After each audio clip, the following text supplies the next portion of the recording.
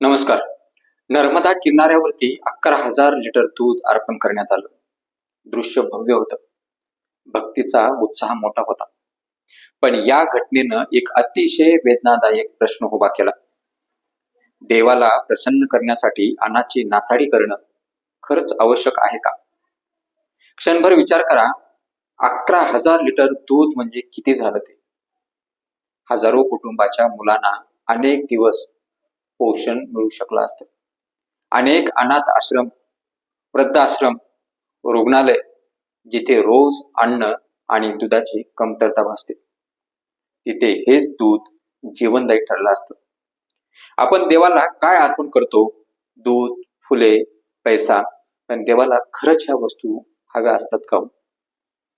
धर्मग्रंथी सांगतात, दान हे सर्वात श्रेष्ठ पुण्य आहे.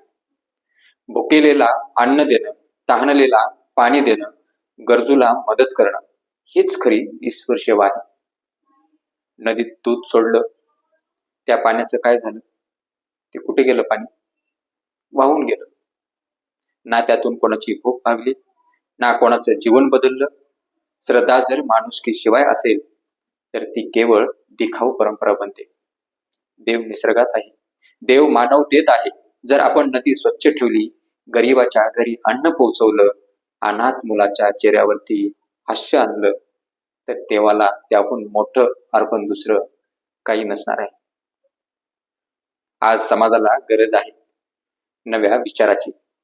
श्रद्धा ठेवा, पूजा करा, परंपरा जपलीच पाहिजे, पण अन्न वाया घालून मात्र नाही. कारण प्रत्येक थेंब दूध हा कोणाच्या जगण्याचा आधार बनला असता किंवा आधार असतो. लक्षात ठेवा, देवाला प्रसन्न करायचं असेल तर नदीत दूध सोडू नका. एखाद्या भुकेलेल्या लेकराच्या हातात दुधाचा ग्लास द्या. तिथेच देव हसताना तुम्हाला नक्की दिसेल. जय हिंद, जय महाराष्ट्र.